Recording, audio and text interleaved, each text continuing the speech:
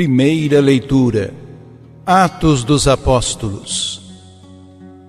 Naqueles dias, os que conduziram Paulo levaram-no até Atenas. De lá, voltando, transmitiram a Silas e Timóteo a ordem de que fossem ter com ele o mais cedo possível. E partiram. De pé, no meio do Areópago, Paulo disse: Homens atenienses, em tudo eu vejo que vós sois extremamente religiosos. Com efeito, passando e observando os vossos lugares de culto, encontrei também um altar com esta inscrição: Ao Deus desconhecido. Pois bem, esse Deus que vós adorais sem conhecer é exatamente aquele que eu vos anuncio.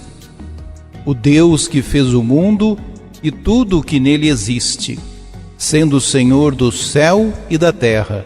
Ele não habita em santuários feitos por mãos humanas. Também não é servido por mãos humanas como se precisasse de alguma coisa, pois é Ele que dá a todos vida, respiração e tudo mais.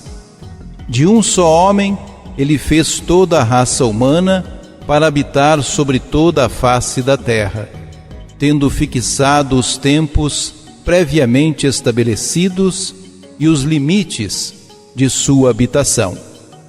Assim fez para que buscassem a Deus e para ver se o descobririam, ainda que as apalpadelas. Ele não está longe de cada um de nós, pois nele vivemos, nos movemos e existimos, como disseram alguns dentre vossos poetas. Somos da raça do próprio Deus. Sendo, portanto, da raça de Deus, não devemos pensar que a divindade seja semelhante a ouro, prata ou pedra, trabalhados pela arte e imaginação do homem.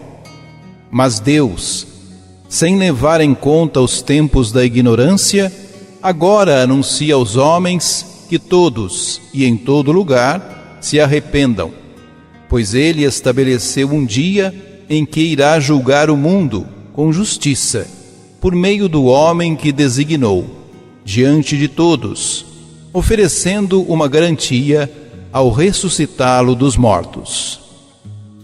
Quando ouviram falar da ressurreição dos mortos, alguns caçoavam e outros diziam: Nós te ouviremos falar disso em outra ocasião. Assim Paulo saiu do meio deles. Alguns, porém, uniram-se a ele e abraçaram a fé. Entre eles estava também Dionísio, o Areopagita, uma mulher chamada Damaris e outros com eles. Paulo deixou Atenas e foi para Corinto.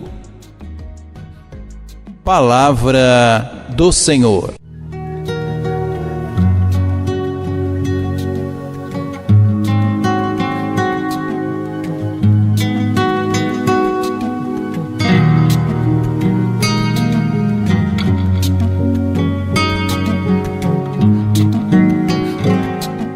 Em Atenas, Paulo utiliza uma nova técnica para anunciar o Evangelho. Não começa por citar as Escrituras, como entre os judeus, mas começa por referir a religiosidade dos gregos. O discurso no Areópago de Atenas é um exemplo de inculturação, que não atraiçoa a originalidade da mensagem cristã.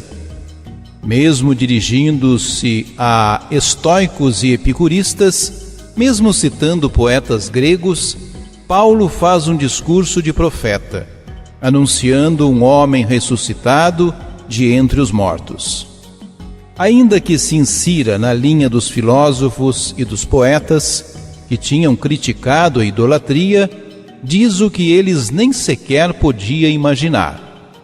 A verdade alcança-se por meio de um homem ressuscitado de entre os mortos, que também será o juiz final, isto é, o critério definitivo do bem e do mal.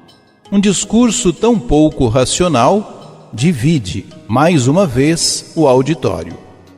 Muitos se afastam de riso nos lábios, mas alguns aderem à mensagem.